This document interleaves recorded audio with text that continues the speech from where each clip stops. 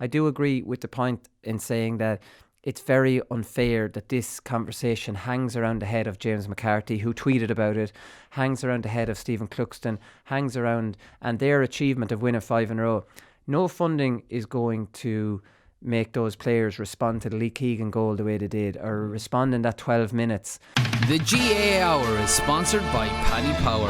For exclusive content from their GAA ambassadors and other high-profile contributors, check out news.paddypower.com. So I landed back from Australia, Conán, on Saturday, and I was looking online thinking, like, what games are on Sunday now? At least I'll be able to get right back into it. And I saw Limerick Hurling County Final, Patrickswell versus Na Piarsaigh. I went, lovely. And then I went, Donegal semi-final, Kilcar versus Guido. I went, oh my God, what a stroke of luck on the day you get back for 2 absolutely brilliant games. And I was bored out of my mind watching it. They were by no means classics, either one of them, which was really disappointing. Yeah, welcome back to the day job, Willie. Yeah, I kind of. Well, there was good weather up in Donegal, which was a surprise enough, but neither game caught fire at all. Maybe I just had it expected too much on the Sunday, and you're back into club season. You know how giddy I get about club season. I have a full roundup done here.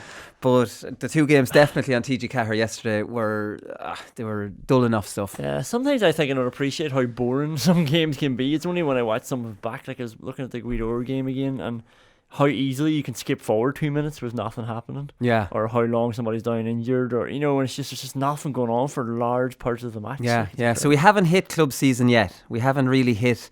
Although county final, Patrickswell and Na Piarsaigh was a county final. Patrickswell obviously were huge underdogs coming into this, and this will tell you how off form Na Piarsaigh was. Obviously Michael Ryan, Tipperary manager, like a very big appointment from them, and they never caught fire at all. They just didn't. For the opening 90 minutes of the second half, Patrickswell didn't score. Galan had 4 wides, 1 from a free, 3 from play. He didn't score at all from play. Diarmaid Burns had 6 wides, 4 from frees, and they still beat Na Piarsaigh, who are on paper the best team along with Coola in the country, a superpower. It's just a bizarre off form performance by Na Piarsaigh. Yeah, I was actually looking at it though thinking, Jesus, Patrickswell are shitting themselves here now, because Na Piarsaigh just kept reining them back in. But got them back, yeah. When he got all square, I think it was Diarmaid Burns who just pinged one from just outside his own 45 and got them back ahead, and then they managed to always stay in front. But yeah, like I'm not a big hurling expert, but Patrickswell looked like the better team to me. They looked more up for it. They just looked like they were going to be county champions the whole way through the game, whereas Na Piarsaigh just were unconvincing. Yeah, they were. Only Peter Casey kind of played well. He was really good. Kieran Carey, the Patrickswell manager, said after the game, the sweet thing for me really was our 7th match this year. That's in the championship. We weren't beaten once, and we overturned Doon twice and beat Na Piarsaigh twice.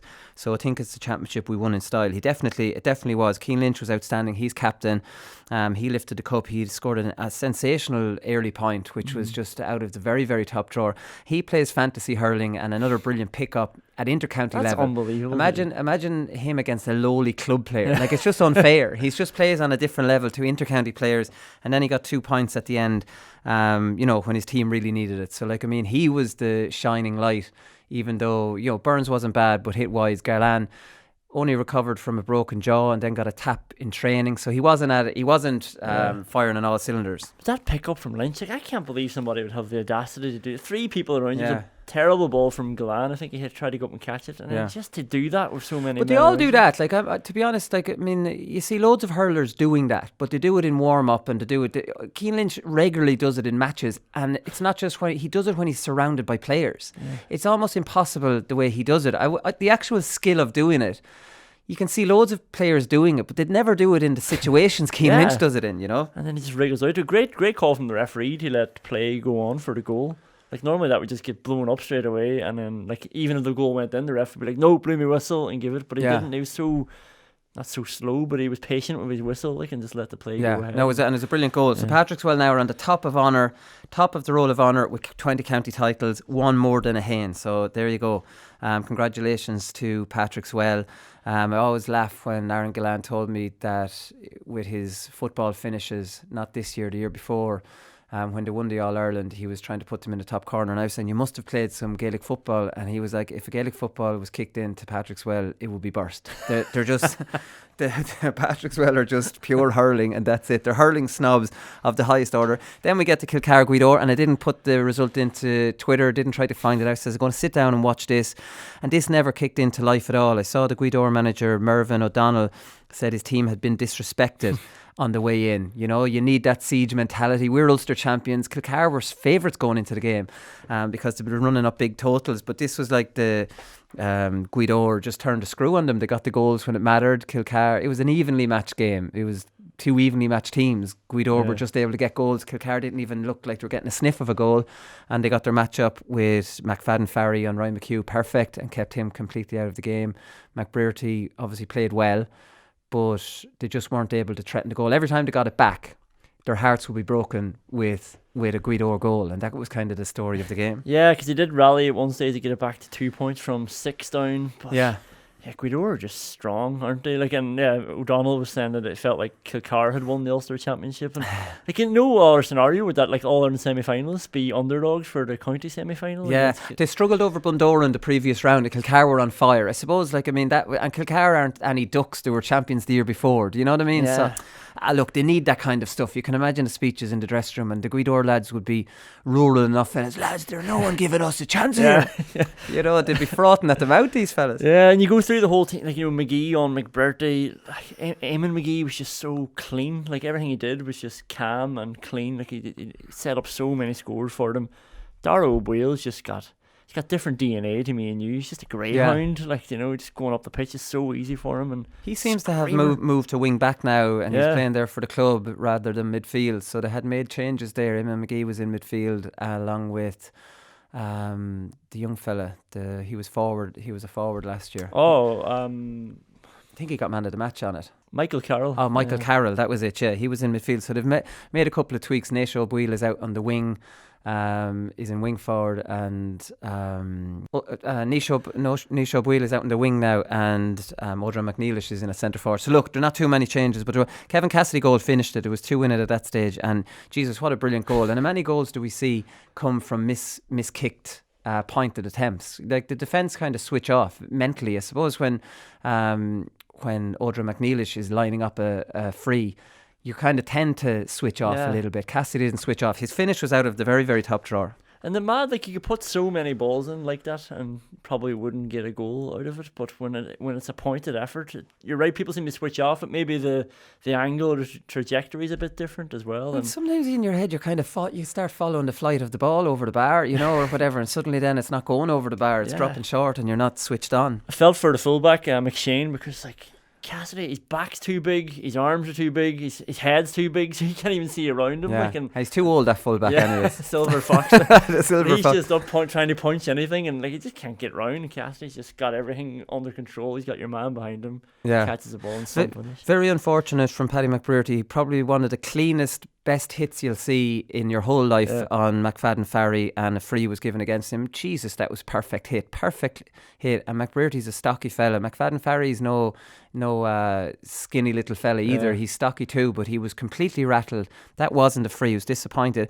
And pure club football, Naisha O'Boyle's point, 70 plus year old umpire at the near post waved it wide, and then another 70 plus umpire waved it as a point. So then an elderly referee went down to the two and he actually started laughing. He had a good chat with the old umpire that had waved it wide, and he just come out with a smile on his face and just allowed it. Yeah, and he didn't even signal what he was, the line or not. He wrote down the point. But I was wondering, what is the point of this conversation? Because one person was telling him it was over, and the other person told him it was wide. And then it's how sure are you? Not that sure.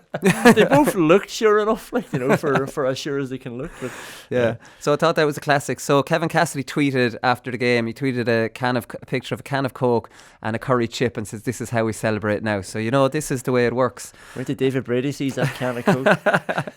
Yeah, he'll be livid over and curry chips. Like, a lot of calories in that there, Kevin. So if you lose a match in 3 years' time, we might tie it back to that can of Coke and curry chips. So they play Naomh Conaill, Glenties in the final. They beat Unans by a point.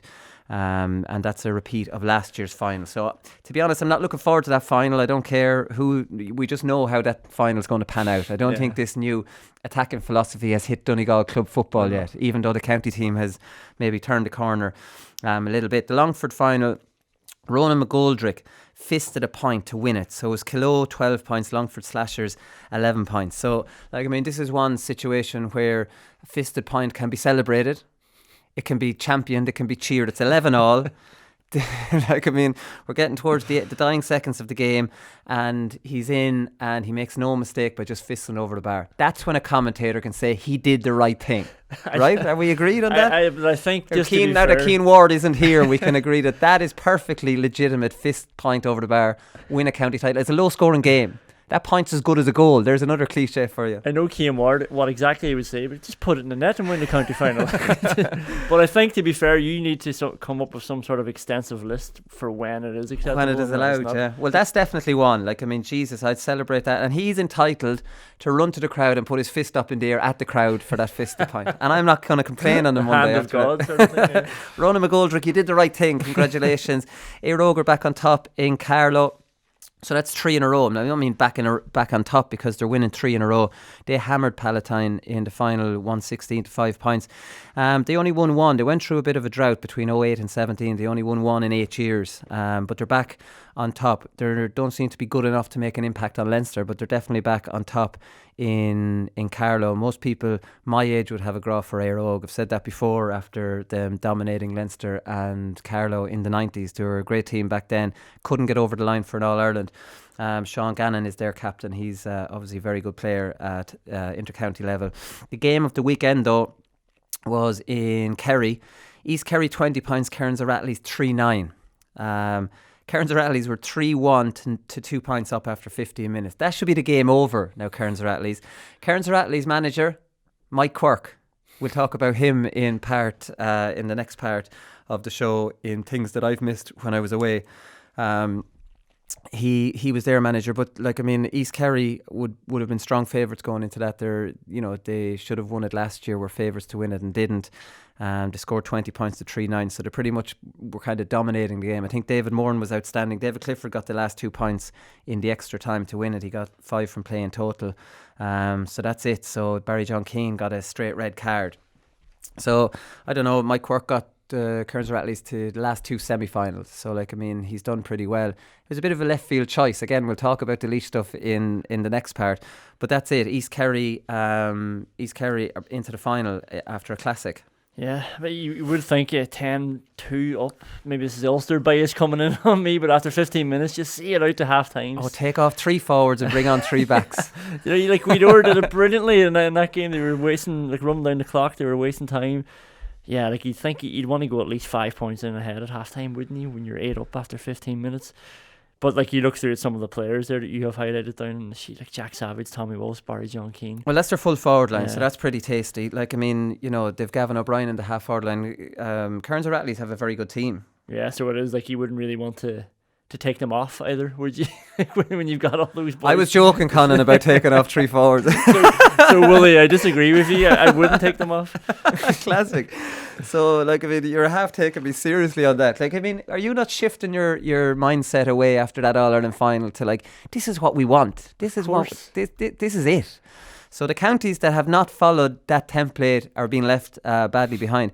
Talking about a county maybe potentially following that template, Tyrone Club Championship, defending champions Coal Island were knocked out. Trillick beat them. That's Lee Brennan's club. So they beat them 13-12, such is no surprise at that scoreline in Tyrone club football. While the Tyrone team are experimenting with a more attacking brand of football, I'm not sure it has filtered definitely down. But this is sensational. This Tyrone Club Championship, we know that there can be a little bit arm wrestly, the matches and stuff, but when it comes to competition, I don't think there's a club championship in the country that can compete with it. It hasn't been retained since 04-05, where who was it did it? Carrickmore. Yeah. They did it. Since, in the last 8 years, there have been 7 different winners. Now, I don't mean this has been one team, another team, then another team, the same teams winning it in alternate years. This has been 7 different winners: Dromore, Errigal Kieran, Clonore Rattleys, Omagh, Trillick, Killyclogher and Coal Island. Omagh have won it twice in that 8 years.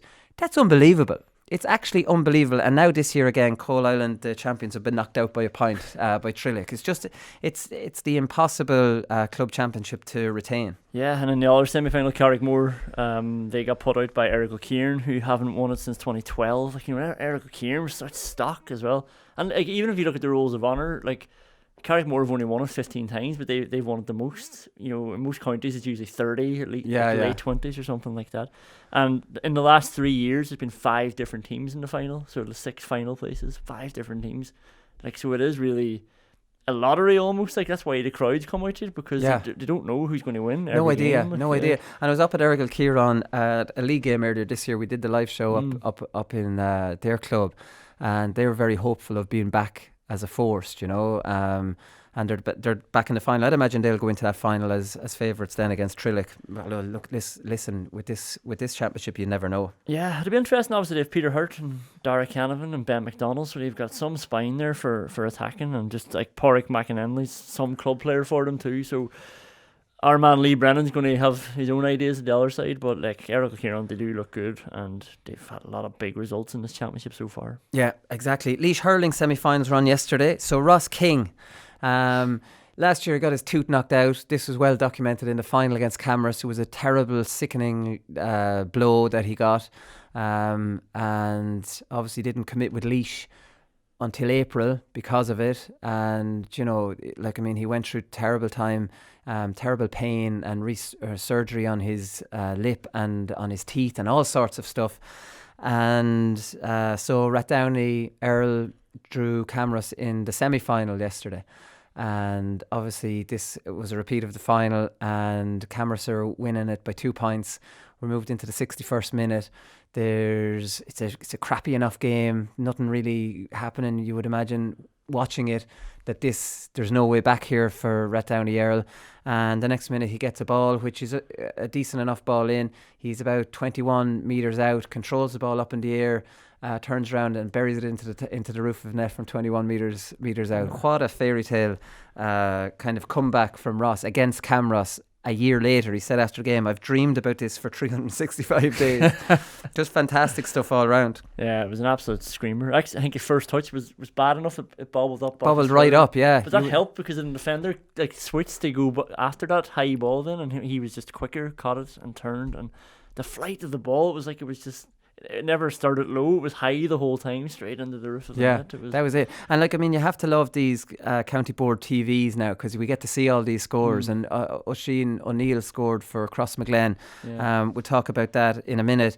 And you get to see a point or a goal that you would never have seen before. So I think these are great development with county boards recording all of their games. One thing I don't like about them is all these championship club football games are in a moor park now, because that's where the cameras are set up and everything. Right. So the early rounds, I know club players like to play in a moor park and everything, but I remember club games when I was playing. Moor Park would have only been for the semi-final or the final. Something I used to love was going to Timahoe or Stradbally or somewhere, and they'd have a grassy bank, and the supporters would be right in on top of you, and there'd be a great. The early rounds being played in a moor park have lost atmosphere massively. Do you know what I mean? So I'm not sure. I think it's great to have these recorded, but at the same time, I think that moving county championships around the different club venues, I think, is really good too. That is part of it, isn't it? Going to these different venues, and players having to deal with that too. And if you look at the Derry semi-final, there were 6,000 there on Sunday. And if that was a Celtic Park, 6,000 doesn't seem you're lost big a in crowd it, anymore. Yeah, but when it's in Owen Beg, it's tight. It feels packed. It is packed. And well, you're lucky with Owen Beg in that you have almost a second county grounds there. And that's in the middle of the county as well. Yeah. Which helps. So Rathdowney Earl player Boris Kilcotton, who beat Clough Balacolla in the other semi-final yesterday. So PJ Scully scored 18 points out of 25 in that game. So that was brilliant. So we've a great final to look forward to there. In Mayo Club Football, Ballahadreen beat Castlebar. So this was a bit of a shock. They played Ballintubber in the Mayo final. Ballintubber won it last year. So Like, I mean, they beat them really convincingly, really. So, like, I mean, Castlebar, you would imagine, based on the last 10 years, would have been able to win that one. Ballahadreen have David Drake, they have Keane Hanley, they have Andy Moran. Andy Moran got 3 points. Interestingly, how do you pronounce this? You interviewed him before. Akram. Sharozi Akram, who's obviously a very good underage player and he's on the senior squad, I'm pretty sure. He did a Paddy Durcan on Paddy Durcan. So I thought that was an interesting thing. So Paddy Durcan obviously is able to do that man marking job, did it on Jack McCaffrey. But Akram, Paddy Durcan. But isn't it good? Like, you even go back to Weedor, like McFadden Ferry on McHugh, but they all know in their heads they have to do something going forward as well. And they're trying to put them on the back foot. Yeah. And it's the same with Akram, and it's the same with Durcan, and the same with McFadden Ferry as well for Weedor. Because there's nothing more annoying than being man marked.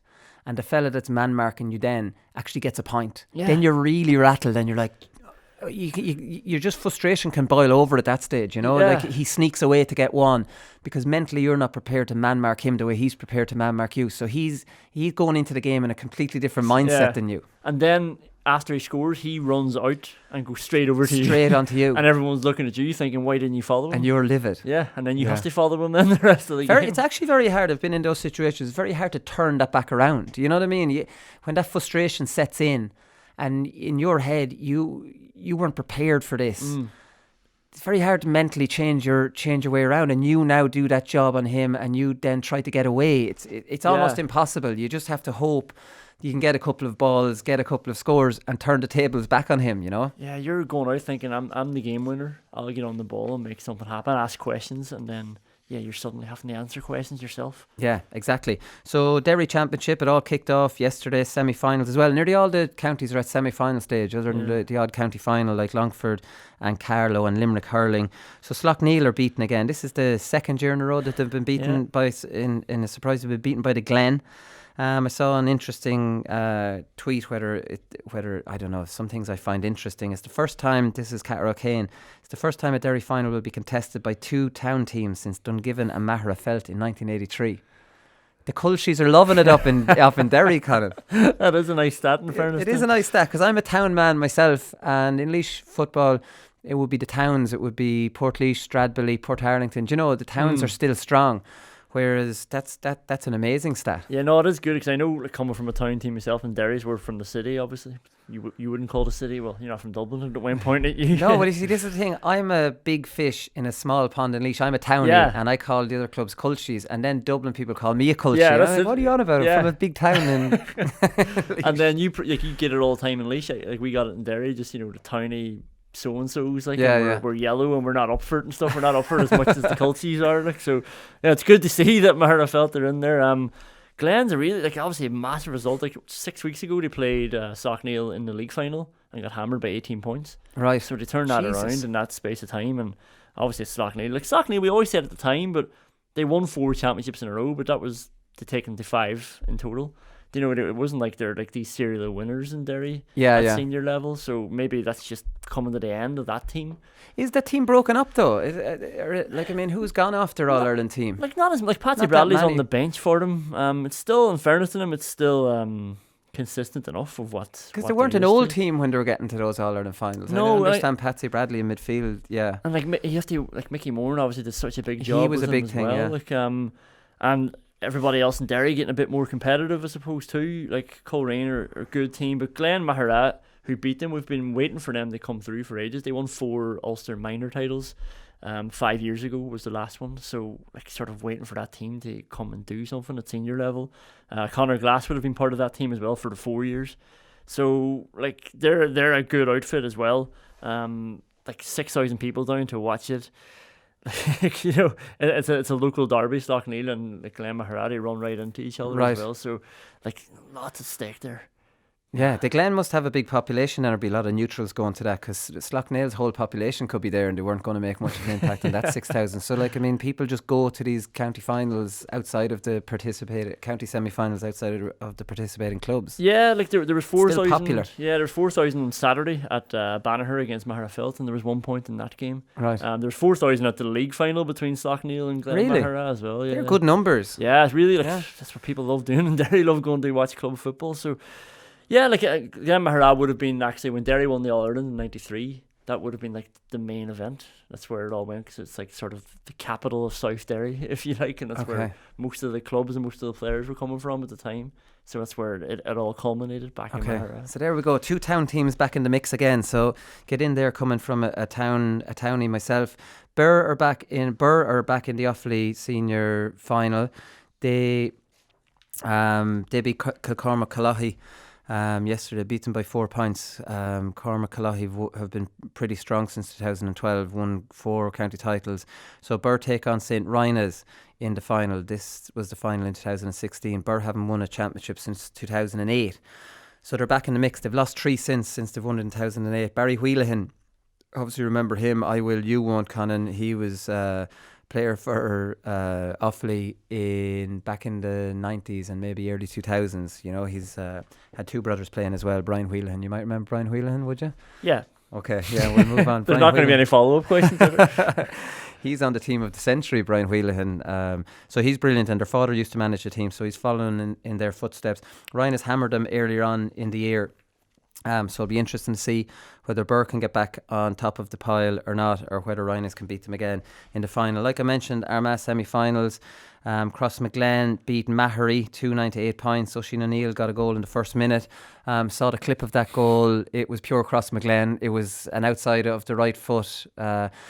It wasn't a tasty diagonal ball. It was almost like a ball. It was off the outside of the boot, but it wasn't exactly massively diagonal. It was onto the edge of the square, and Oisin O'Neill did the rest, really. So it was just simplicity at its very best. And we know Crossmaglen are well able to score those type of goals. So, like, I mean, Jesus, with the players that Crossmaglen have, very hard to see them not winning there again. They're going to be playing Ballymacnab, who they beat last year in the final, which was a classic final, a classic first half at least anyways, and they needed extra time to beat off Grainmore 16-13. We know that they've got the Grugans and Gavin McPartland up front, so they're decent. So it'll be a good final in store again. Joe Brawley might write an article on it.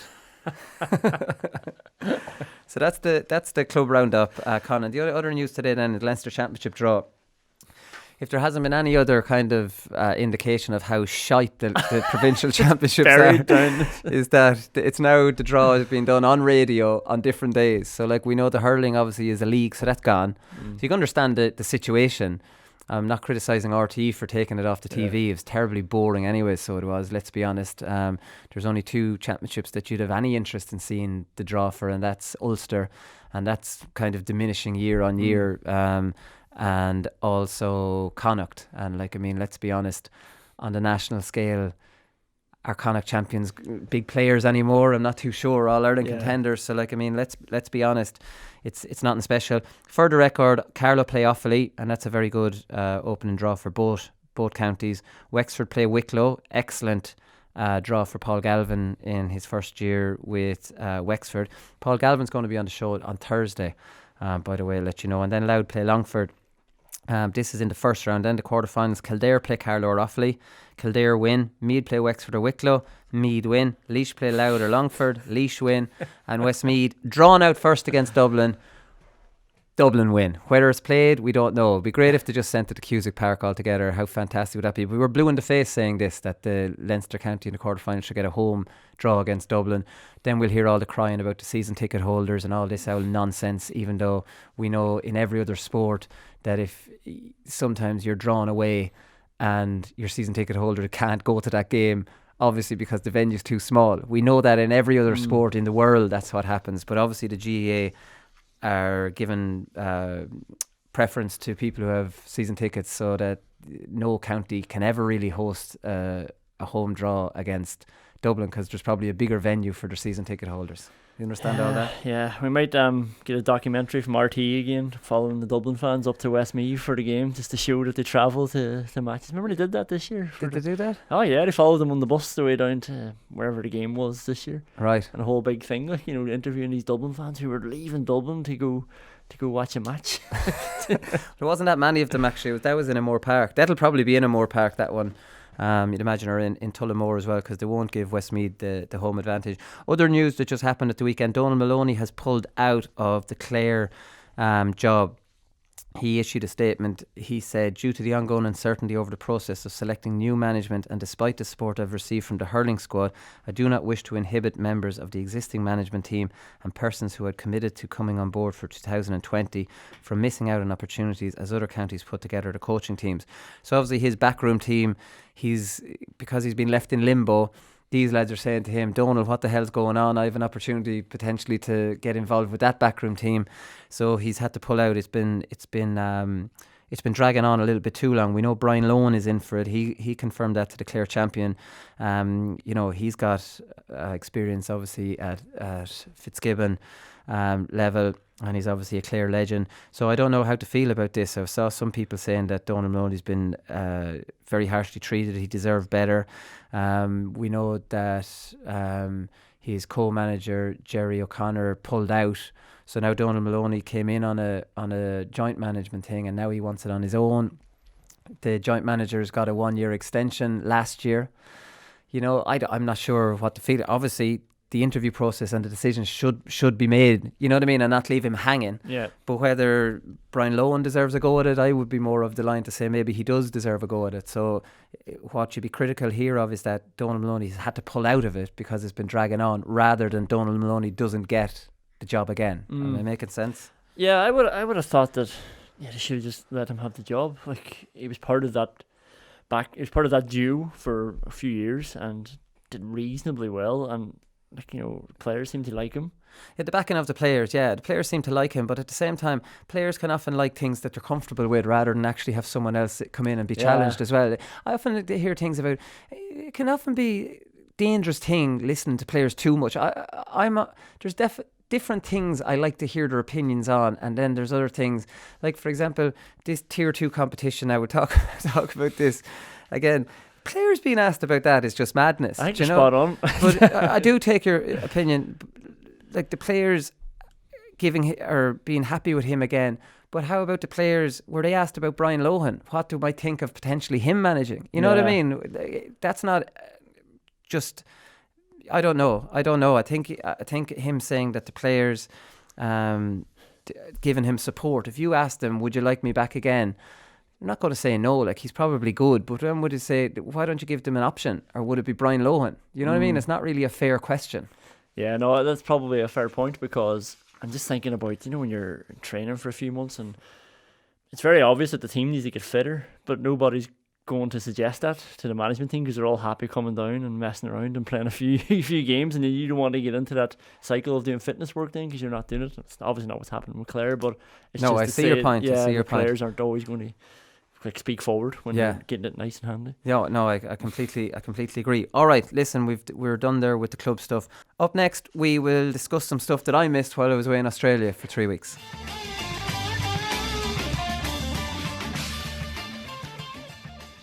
Okay, so stuff I missed, Conán. Obviously, the big one, which I was absolutely sickened about, was the All-Ireland final.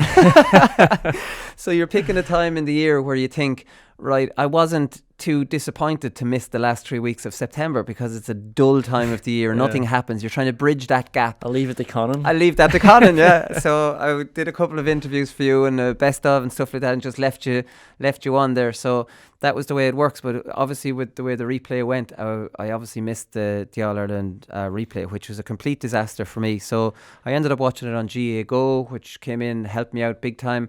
I didn't want to watch it in a bloody pub at 3. It was 3 a.m. in Sydney when it was on. I didn't want to watch it in a pub full of drunk people. I didn't even know whether pubs would be open at that stage to show it. I don't think they were. So the only option was GAA Go. It was perfect. It was on the laptop. It didn't freeze. It was just able to watch it perfectly through. Now, I was fairly tipsy watching it by 3 a.m. I'm sure you can imagine, because I had the jet lag kind of kicked in, and the only way to stay awake was to keep sipping away at a few beers. So I put out a good few tweets during the match, and I deleted them all the next morning except for one. But anyways, one of the best halves of football, the first half that I've ever watched. I thought it was just non-stop. I mean, this is Gaelic football. Just a follow on really from the first game. Two teams that play the game absolutely an incredibly attacking mode. Now, I know they have the players to do that, but I think any team that plays another team at their similar level can take each other on, can go for it against each other. And one thing that stuck out for me was, with Dublin, like they turned the screw in the second half. You know, that goal, obviously he overstepped. How many times do we talk on the show about when you're being tackled and you're riding a tackle, the referee seems to give you a free pass on the amount. David Moran, brilliant and all in the first game and good again the next day. He'll remember being turned over in the first day, and he'll remember kind of hitting that throw in that way. Why did he need to do that? Like, I mean, you know, he'll have regrets, and it's disappointing because he was so brilliant. But Dublin won 3 in a row, and a goal in 62 minutes. Lee Keegan, the whole stadium came alive. Mayo looked destined to win their All-Ireland. No, Dublin weren't interested in that. Then they're going for 5 in a row, dead and buried, completely gone behind, 12 minutes left. No, we're not accepting that today. Kevin McManaman turns over David Moran. Kevin McManaman seeing very little game time and came on and showed that kind of attitude. And then 10-all in the replay. Jack McCaffrey gone off. You know, wondering what's going to happen here. Bang, goal in, and there was only really one winner then after that. Yeah, it was sensational stuff. Like, and you were getting accusations that you couldn't bear to be here for Dublin winning 5. Oh well, I'm sure. Yeah, I've no. That's no surprise. But it was just one of those ones. Like, I was privileged to be there watching it live, and at half time, like, sort of took about 2 or 3 minutes to come around, just, you know, processing everything. Yeah, everybody seemed shell shocked. Like, shit, that was class. So much happened. It was brilliant. And like, yeah, Dublin, they did deserve to win. They were the better team, definitely, in the second half of that replay. Kerry will probably have their own regrets, like not just David Moore, Kerry from the first day out when they got ahead, and that was the big thing. Kerry, I thought interesting. Kerry long balls and then just abandoned it. I thought that was a weird one, even though because Clifford isn't brilliant in the air, and it's all right, get it in there, but maybe Tommy Walsh should have started with that tactic, you know, and they just kind of gave up then. By the time Tommy Walsh came on, they kind of hit hopeful balls. That was the kind of argument we were making before the first game, saying that, you know, sometimes when you come on and it's a desperate situation, you'll resort to giving, you know, the balls that he's not going to win. Thought it was interesting that the Dublin left James McCarthy midfield and put Philly McMahon ready to come on when he came on. That was the smart thing to do the first day. Only Jim Gavin's brain kind of scrambled. Philly was pushing him on the sideline before he came on. Pardon? You're joking, was he? They were both lining up beside the fourth official, and Philly was pushing him and shouldering him. Fantastic stuff. It was class. Well, that's brilliant. So Connolly had a complete mixed bag. Like, you mean, on one hand you could say he had a bit of a nightmare, and on the other hand he did some really special things, and I think maybe that sums up Diarmuid Connolly. Spectacular outside of the right boot into Kieran Kilkenny. Geez, he gave the ball away an awful lot of times, then missed a goal towards the end. I'm not sure how to analyse his. In total, I would say didn't play well at all. Like, I would even agree with you. Well, no, he gave it. He hand passed it away 3 times. Yeah. Like, and he did set up Niall Scully. He did a good run inside, and Niall Scully should have got a goal. Actually, he set that point. He had 2 assists for points. 2 assists, but he did a lot of bad things as well. I think that was it. There's 2 good things that he did, and then like the goal was completely selfish. Like, you know, there was 3-on-2. Yeah, that needs to be like, that's a rehearsed move. But as Cian Ward said, he's like, he was never there for training when they were rehearsing it. But they do them regularly in warm ups. They do those 3-on-2 situations. Like, I mean, it's thrown off. And then again, I don't know, when you get into that situation, sometimes one pass too many makes the angle terrible, and you know, if I don't know, if he scores that, it's the right option. If he misses, he's greedy. That's kind of the way. Conor Callaghan, potential black card before half time. Poor Michael Fitzsimons got fouled for it, which was completely bizarre stuff. I don't think it was a black card. I think he fouled him, but like, I can see why people would appeal for the potential black card there. Yeah, no, like, it's obviously a cynical foul, so maybe, like, you know, if the rules had changed, but by the letters of the law, the didn't referee pull him down. The referee got it right. It was a ticking. He just got the wrong person. The wrong person for it. So yeah, that was it. Was Jim Gavin did you go into the presser? I was reading Jim Gavin was very relaxed after the 5 in a row. Was like, you know, that's the job done. I can be myself a little bit. Is that fair? I didn't see any videos of it. It seemed that way. Like, and he was less. Anyway, it wasn't sort of hiding from the media as much. Like, and he wasn't like deliberately speaking in cryptic tones or anything like that. He was actually, even when he was asked about his future, he genuinely seemed to be thinking about it, and he said, like, he seemed like a human being. Yeah, you know, and he was celebrating a lot afterwards as well, and he said that, like, about his personal life and his job outside of football and stuff, you know, which he would never say normally. Like, Jim Gavin would just say, it's not the time, we're celebrating, we'll decide that. He'd bat that away. But the fact that he gave you some little insight, it was different. Yeah, no, it was. So it'll be interesting to see. I don't think it's a guarantee that he's staying on at all. Why would you want to stay on? You've done 5 in a row, mate. Go. Like, I mean, he's been involved since, I was reading, with the under-21s back in 04, 05. It's a long stint. He owes Dublin nothing. I'd relax. Yeah. What can he achieve now outside? 5 in a row has never been done ever in the history of Gaelic games in hurling or football. You've just done it. This is the very top. Unless you get to 10, I don't think they'll get to 10. They could. I don't know if he's committed for 2 years. So you're finishing on a 7. I just think 5 is just a lovely number. It's history. It's immortality for him. Look, me and Jim Gavin are very different people, which is pretty obvious. But if I was him, I would go. I would be done. I'd leave it for somebody else. Or maybe that's just kind of, I don't know, from a Leinster Championship point of view, wishful thinking from my part that he's obviously has them in such good order.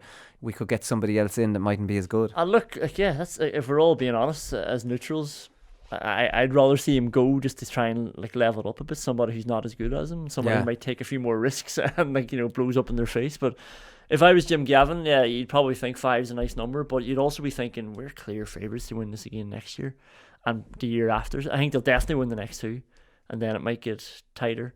Not to write off Kerry completely, but I think Dublin are by far and away favourites to win the next 2. So you'd be walking away from 2 All-Irelands if you walked away. Yeah.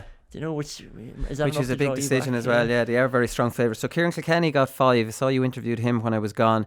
He said he was more intentful in the replay, and I'm like, why aren't you more intentful in every bloody game, Kieran? You're clearly of class, and I understand his kind of idea of being a playmaker, and I don't see him giving that many kick passes into the full forward line. I see him keeping the game ticking over and being on the ball and doing a lot of the dirty work and stuff like that, and maybe that's what he meant. I saw some quotes from him saying that the full forward line is so strong that his idea is to get it into them. I don't often see him getting it into them as much, although he does, but I see him doing a lot of the hard work, and maybe he got it into his head that he was going to take his men on. He said that in the interview with you, and go at him, and look what he's like when he does that.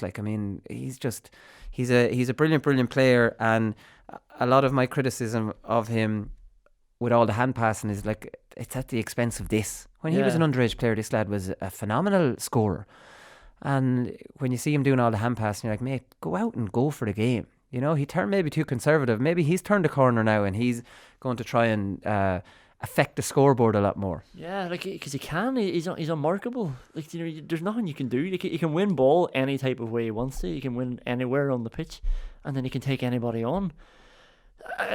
Just to cut you off here, which I thought was interesting, is he was called into a meeting and they told him to affect the scoreboard a bit more.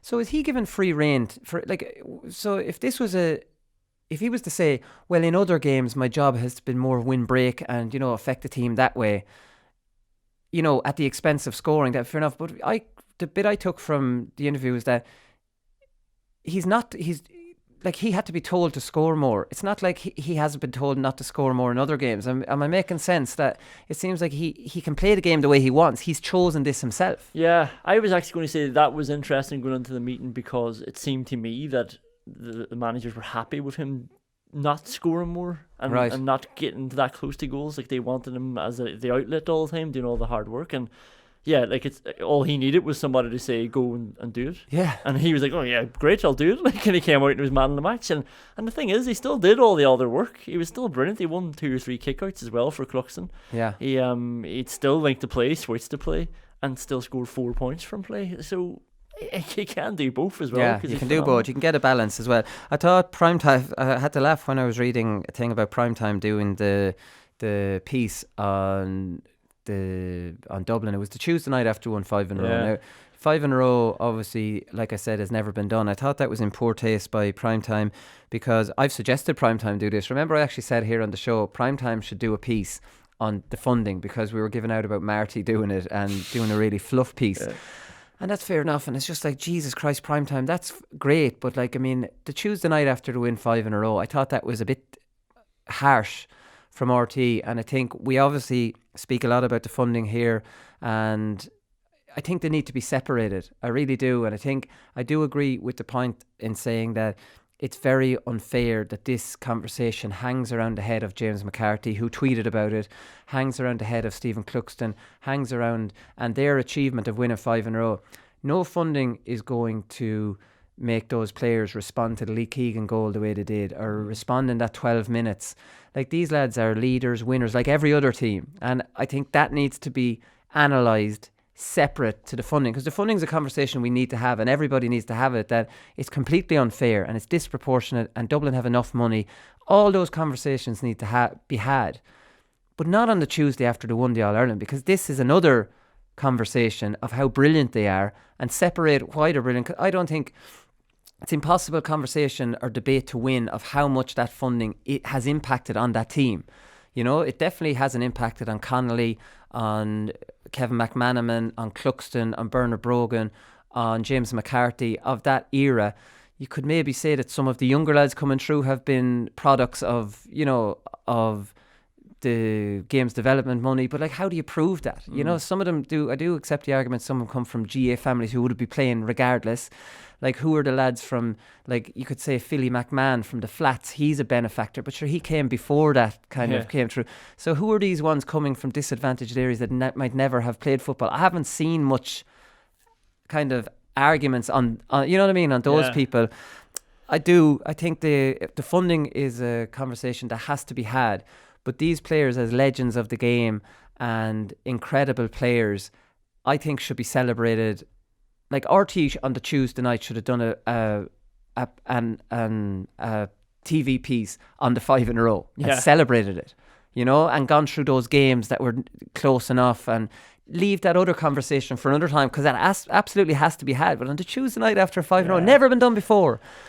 My God, I thought that was poor. Yeah, it was very, very bad timing. Like Bernard Brogan Senior was saying in the live show that we did about, he was giving the stats of all how close Dublin were ran in semi-finals and finals over the last 5 years. So they have had to dig it out and prove their character and their skill as well.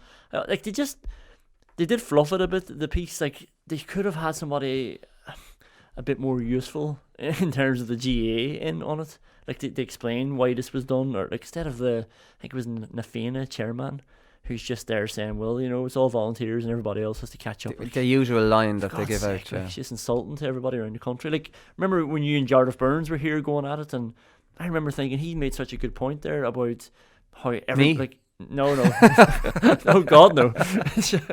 Jarlath, about, like, you know what, this is where all the population is, and we need to invest there because, like, you know, we need the capital to be strong. GAA needs to be the strongest sport in the capital. And then he was saying it's a separate issue then how strong the Dublin football team have become, but he's like, we needed to do that first. But if you had somebody in talking about that, and then like maybe actually being open to the possibility if something else has to happen off the back of this, whether it's other counties now getting the same amount of support or changing the team or the county or whatever it is.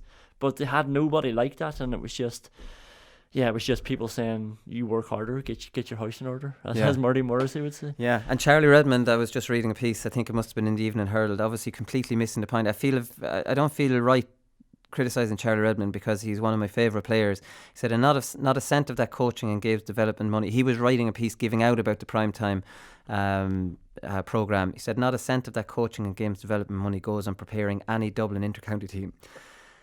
Like, it is all spent on sending coaches into the clubs and the schools to encourage young boys and girls to be the best they can be. Like, I mean, it's bizarre just even reading that. Yes, obviously it's not spent on the inter-county teams because it's games development, but the Dublin County Board don't have to spend their massive AIG money and all the money they're flushed with their 16 different sponsors. They don't have to spend that on games development money. In turn, being able to spend all that money on the inter-county teams. Like, how can he miss that point so spectacularly? And how can the person that's ghostwriting that article not pull him up on that and not at least have that factually correct? Because there's Dublin supporters and the ones that lynch me on Twitter and, you know, are always coming back, they're reading this from a Dublin legend as wrong. How can that go to print by the ghostwriter? And see, you were saying about the players coming from GAA families and good stock or whatever. And like, we don't have the proof of how much this money is impacting these actual players who have come through. But what it does is it creates this massive monster culture in Dublin. And it's unfair, regardless of how it improves Dublin's senior team. Oh yeah, this is unfair.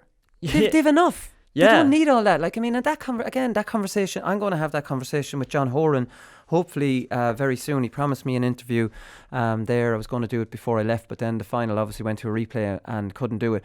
But these are conversations we should be having with, I did have with the Director General, Tom Ryan, and hopefully we'll have as GA President. but not the 5 in a row should be celebrated. I don't care. Yeah. Like, it should be celebrated. It's an incredible achievement, and it should be celebrated. And there should be a programme on RTE soon celebrating the 5 in a row. Because if we're being honest, that would be done for any other county. It would be done. There's no doubt about that. So, like, I mean, it should definitely be celebrated, and it should be separated away. I can completely see where the Dublin players were getting really pissed off, and all the effort they put in and everything they go through, and after turning games around that were going to be lost, and all that character and all those things, for it to be cheapened in any way by the funding, I think it's unfortunate for them.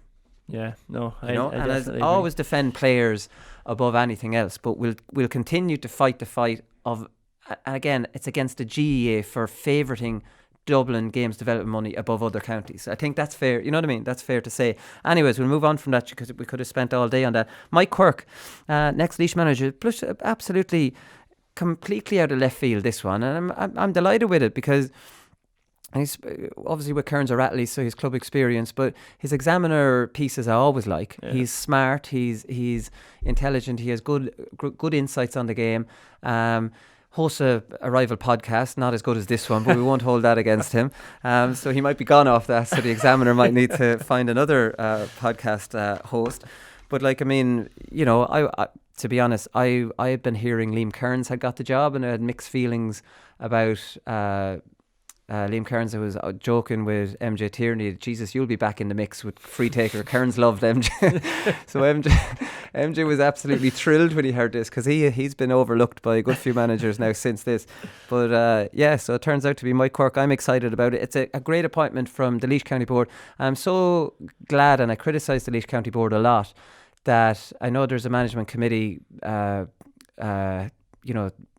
appointed to select this or do the interview process and stuff like that. I know Fergal Byron's on it, but this is the second manager now that's been a bit of left field and not on the managerial merry-go-round, not these lads that have managed other counties, and it's the same. And hopefully counties move away from that model of, you know, getting your Tom Carr or getting your Luke Dempsey or, you know, getting this kind of Tommaso Flaherty, you know, these lads that are Bandy back in with Monaghan. Yeah, we mentioned him before we left, but this, like, young, hungry, modern thinker. And I think I'm very optimistic about it. I've had a few missed calls when I was in Australia. We don't know his backroom team yet, so I don't know Mike Quirke's number, whether it was... But yeah, no, look, I'm excited about it. I think it's a very good appointment. Yeah, like, it is. It's very exciting, and it's sort of like Eddie Brennan coming into Laois as well. He's coming from, you know, a successful background. He just immediately raises standards. He expects things to be done better. He'll be exposed to high performance, like, you know, what works, like, and he's going to bring that to Laois, and the players will respect him straight away as well, you know, because of who he is and what he's done. Yeah, like, and anytime I've heard him, like, mostly on second captains, I've heard him, and on the examiner, he's got a great brain, like, you know, he analyses the game well. You listen to rival podcasts, huh? No, just people give me snippets of it. Like, I don't give them the click, I just hear it off somebody else's phone. No, that's it. No, I've heard him as a pundit, and he's a good pundit. So, like, I mean, again, it's just a very good appointment from Laois. So we wish Mike all the best of luck. Other bit of news I missed is Donald O'Cusack is back in with Cork. Only for 1 year, which I thought was a weird one. So there's a Cork minor manager picked for next year, the year after. I was thinking, geez, that's definitely a strange one. It was also confirmed Noel Furlong will succeed Donal Óg as minor boss in 2021. I don't know. So they're just giving him from the year. Faced a lot of backlash, bit of a backlash at County Board meeting. One person bringing up the Tom Humphreys thing. Another delegate bringing up the Sunday game, saying that he called the stadium redevelopment in Páirc Uí Chaoimh the centre of mediocrity. I hope now he accepts that it's a centre of excellence, not a centre of mediocrity. Other people were objecting to his potential style of play. I think Donal Óg obviously might favour a style of play for less traditional counties, but I'd be very surprised if he goes in with Cork and plays any sort of a kind of defensive system with them. It'd only go down well in Cork, given the pedigree that they have and the history and the tradition. That's a little bit like the Kilkenny model, but most counties are mirroring. It's a bit like football. Most counties are mirroring each other now, you know, and what one county will say is a sweeper, another county will say it's a holding centre back. You know, listen, he'll play a modern brand of hurling. I think that's pretty obvious. So Kieran Kingston is their senior manager now. The players wanted him, went to him and asked him to take the job, and Pat Ryan is their under-20 boss. Other news is Congress is on the 19th of October. So we have the two-tier thing still ticking along, Conán. So the GPA and the CPA have both said they're in favour of the tier 2, but not the format that is being suggested at next month's special congress. This is bizarre, and this is stuff we have said. So the special congress is going on 19th of October in Páirc Uí Chaoimh, and like Micheál Brodie, the chairman of the CPA, he summed it up perfectly for me. And I've said this before I left. This is just bizarre. So they're trying to push through a congress, a tier 2 competition. Now, some counties don't like it because, like Tipperary, for example, if one of the proposals is accepted, they'll be in tier 2. You know, whereas they want it to be based off leaf standings next year, which I think would be a lot fairer because they got relegated not knowing that was going to consequences. Whereas they could have had a lad that was coming back from injury and they wouldn't risk him. Whereas if they knew, we'll be playing him if we're going to go down to tier 2. Do you know what I mean? Completely unfair to do it the year it hasn't been in. It has to go from next year's league. Now, logistically, how can that work based on if the championship just starts after that league ends? It'll be, that would get messy as well. Like, how can they do the championship draws and everything? So I presume that's a messy thing if they're trying to get it in next year. Micheál Brodie brings up another issue. He says the fixtures task force is in place. This is the one I've been talking about. It doesn't make any sense that there's a parallel fixture making system happening at the same time. So we know John Horan has set up this committee with a blank canvas to look at whatever they want, and there's completely no restrictions on what they look at, and they have members of GPA, CPA, third level institutions, the CCCC. All this sounds brilliant. It's what everyone's been campaigning for. Certainly we have on this show. So he's talking about, he says, as Colm Begley alluded to, what could happen here is that if it's agreed at the special congress that the tier 2 was to go through, it would then be overwritten in February because the task force will come with proposals in November to go to Congress in 2020 for implementation in 2021. So this tier 2 goes through. Just to simplify that, it can be overwritten in February, right? This February, in the usual congress is in February. This task force, which was set up this year by John Horan, is going to come with the recommendations in November, and that's to go through to the Congress in February for the 2021. So by the time before this tier 2 that's going through, and I hope everyone's still with me, on the 19th of October, before that can even be implemented, it could be overridden next February. Now it'll get 1 year, but everybody will know this is just a dead duck of 1 year before the other one starts in 2021. Isn't that just, when you think about that, we've talked about John Horan wanting his legacy and stuff like that. You've set up this fixture list. You'd imagine a tier 2 would be part of any good proposal for a championship season. Let that be your legacy. Stop this nonsense of forcing this through now in a rushed fashion, only for next February to be voting on another one. Like, that's a laughing stock. Yeah, it is. Like, there's a few problems with it as well. I think, like, the fact that it's married to the provincial structure doesn't help. Yeah. Like, because then you have a scenario where Leinster teams and Derry, I look at Derry all the time, but Derry would potentially have to win 3 games and get to an Ulster final just to stay in the main competition. Whereas Cork, who beat Limerick last year in their first game, they would automatically be in the same competition. So that's not fair, like, based on who you have to play because you're an Ulster and based on how many games you have to play. If you are going to do a tier 2, then, like, surely it should be a tier 2. Like, or, like, and you'd imagine this fixture task committee is going to either going to do away with the provincials or separate them from the All-Ireland series. So now it's complete. That tier 2 is a dead duck then, if you know what I mean, when it's linked to it. So it doesn't make any sense, really, does it? No, and it is, like, as much, like, you've talked a lot about wanting a tier 2, and your proposals are a lot better than this. And, like, what this will do, unfortunately for you, is, like, I don't think this would be good if it did come through and people wouldn't take it seriously. Yeah. And then it would be gone again. Because you're in the big one, then you're in the shitty one, and then who cares about being... We've talked about that. Look, it's a bizarre... It sums up the GAA and its thinking, that when they're accused of long-term planning, and this is the same president that has appointed this committee and is pushing this tier 2 the year before the committee... Look, you couldn't make this stuff up. Hopefully we'll talk to John Horan anyways and try and pick his brain about his thinking behind that. My advance mark, I see the way I call it, my advance mark. The one that they ruined with the 45 metre thing. Remember your heart sank when that happened? Oh, I read that really bothered me. I'm still not a fan of the 45. I prefer I think when we see that All-Ireland final, you realise Gaelic football doesn't necessarily need much anymore. I do think the advance mark inside the 21 adds to what we have.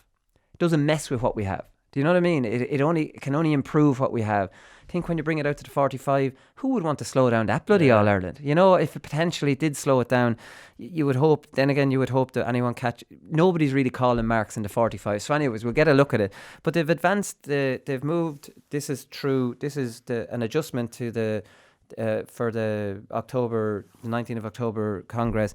They've moved it from 5 seconds to 15 seconds. Again, I wouldn't really agree with that. I like the 5 seconds. It doesn't slow down the game. You know, you certainly don't want some muppet going through a free-taking routine. Yeah. You know, I don't get that. Like, do you need 15 seconds to kick a ball? I don't think so. I think that potentially would slow down, unless that is if somebody catches the ball. And no. Look, there's no scenario that 15 seconds is acceptable there. Like, because if you're catching the ball in a scoring area, which is presumably why you take the mark, you'd only have a second to shoot anyway. So why the hell do you need 15? Like, 5 seconds would be enough to catch it, put your hand up, turn around, look at the post, and swing it. Do you know what you'll end up seeing them doing? You'll see them catching the ball, you'll see them stopping, and they'll do about 4 big breaths in and out. You know, like the rugby players, because some Gaelic footballers have robbed that from rugby. And there's nothing I hate more than that. So now, like, instead of just kicking the ball over the bar, we have to go through some muppet taking 4 deep breaths and then kicking it over. It does slow down the game, and it actually makes it more like a Aussie rules mark rather than just, you know, an advanced mark to encourage kicking.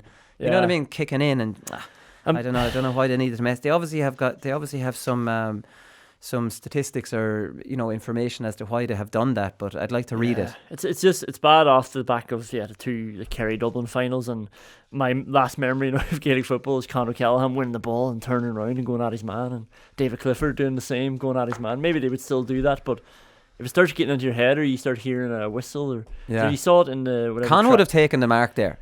He would definitely have taken the mark. Yeah, and just put it over. Yeah, he would have, and that's disappointing. And the whole beauty of it is that it's like it's the unpredictability of what a forward can do. But maybe we'll get to the stage where we'll just celebrate that catch then, you know. But then is that getting a little bit like Aussie rules then? You know, like, I mean, do you get me? The whole idea of the mark in Aussie rules is actually a brilliant catch. But remember the rewarded Roscommon game when he caught it and still went on. That's the one I'm talking about, Chad. I was talking about the Roscommon one. Oh yeah, sorry, I was just talking about the final in general when he was winning the ball and taking it. But yeah, like, isn't it great that in Gaelic football we can celebrate the catch and he can still go on and score? Yeah, he can still do that anyway, but I take your point. He landed so weirdly in that one that he would have taken that mark, definitely would. Look, we'll see how it goes. There's been some controversy as well, just to finish up, about some finances. So it's a weird one, Galway and Mayo, and similar but different. So the Mayo stuff first has been Tim O'Leary. He set up the Mayo GAA International Supporters Foundation. So he's raised loads of money. Of his own money, he's been given 415,000. He said he's given, so he's obviously very wealthy.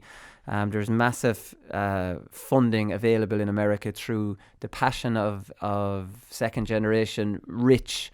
I've met loads of them. I know they get rich in construction, tarmac academy, you name it, and they went to America in the right time around the 80s, 90s, when America was the land of opportunity. Not so much now. But they made huge money, and they love Gaelic games. They put up some of their own money for players going out during the summer. They're more than happy to organise big gala dinners and all that. And we know that counties are availing of it and going out there. He has threatened to cut. Has he threatened it or has cut it? He says until appropriate governance structures are put in place.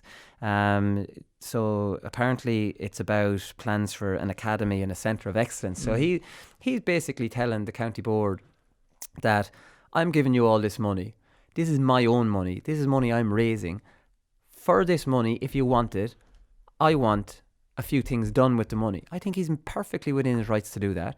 I think the Mayo County Board can't just go out with their hands out and say, well, we'll take your money, but we've gone over on the team spending and we're going to spend it on that. No. Because we know county boards aren't great for long-term planning either. A lot of them are amateur volunteers. Tim O'Leary might be a very successful businessman, and he might have an idea of how he'd like his money spent, and now they're maybe coming into conflict about how it's spent. I think the Mayo County Board, if you want his money, put it where he wants it, or else you don't get it. Like, I mean, it's very simple to me. It's kind of a black and white issue. Yeah. So he said he's withholding some of the money that they're owed until he sees exactly where they're spending it. Yeah, like it's interesting. It's just this is a present. This is basically a present. He's entitled to tell them where he wants it spent. Yeah. I'm struggling to find a counter argument here. Really, I'm just wondering, like, what were Mayo's? What did they think was happening when they were entering into this agreement? Yeah. Did they think that But isn't it even an agreement? How would Mayo not enter into this agreement? Like, they're getting free money from this man who's doing it out of the good of his own. Because let's compare to the Galway Supermax issue, for example. So Supermax issued a bizarre statement, as far as I'm concerned. So they showed how much they'd given Galway in the 5 years that they've been sponsoring. 200 grand, 229 grand, 258 grand, 322 and 248. Not astronomical figures, let's be honest, considering how successful Galway are at all codes up along. Minor football, minor hurling, under 21 football, under 21 hurling, senior football. That's a drop in the ocean for what they spend on the team. But anyways, so they, in a statement released, they said they wanted information about how the almost 1.6 million over 5 years has been used by the county board. So this is what Supermax said in their statement. They said Supermax would like to see clarification from the Galway County Board as to how this money was spent. Specifically, have the players and management benefited, or has the county board benefited? That's none of Supermax's business, as far as I'm concerned. This is a completely different business transaction. Supermax are a business that are getting advertising from the Mayo County Board. So they're not giving money out of the goodness of their own heart. They're not saying, here Mayo, here's this money, don't put our name on your jersey, don't give us all this don't give us all this advertising.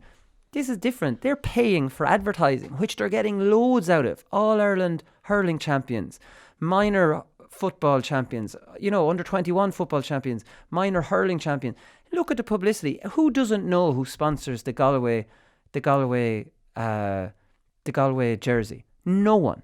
Supermax is completely linked to Galway hurling and football in a good way, right? So they've done very, very well out of Galway GAA. How dare they tell Galway GAA how to spend the money that they're buying advertising with? That's none of their business. This is completely different to Tim O'Leary, who is a private businessman giving a present.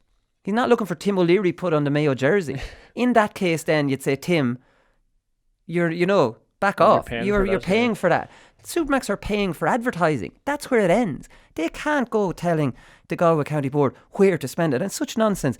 They said specifically, have the players and management benefited, or has the county board benefited? What does that mean? Are they suggesting county board people are pocketing the money? What does that mean? Where would the money go to?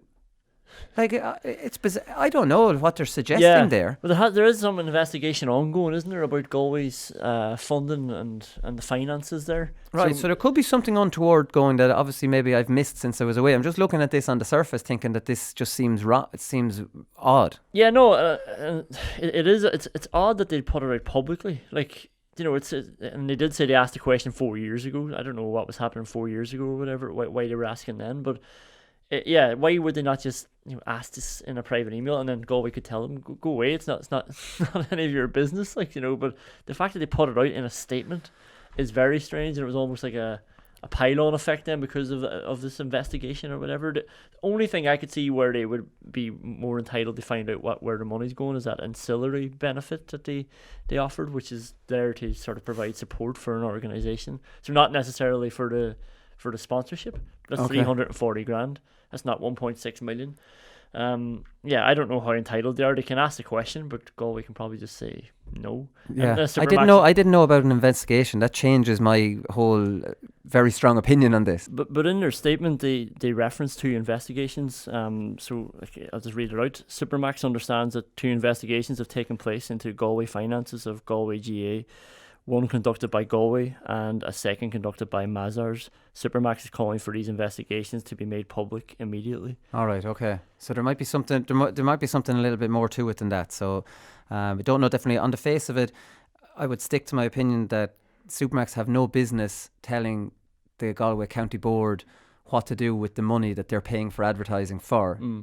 But if there's investigations going in, and I don't know what they are, maybe they're entitled to say, well, if some money potentially is going missing here, we'll hope it's not our money. Is that fair? Yeah, but like again, like I think maybe your point is it that fair for them to ask that, because they're still getting their money's worth out of it. They're still getting their advertising and sponsorship. Yeah. And linked to Galway GAA. So I don't know. It's like maybe they think nobody would spend as much as them, so they're giving a bit more than maybe another Galway sponsor would. Yeah, maybe it is. Anyways, it's definitely a weird one. That's it. That's all the stuff I've missed, Conán, while I was away. Maybe I don't think I've actually missed something, because I did leave you high and dry in the shitty time of the year. But you did all right. Noel McGrath didn't get nominated for Hurler of the Year. Oh yeah, Jesus, yeah. But see, I predicted that. I said that on the hurling show. I said, why would the two Tipperary, we know when two fellas from the same county get nominated, it dilutes it.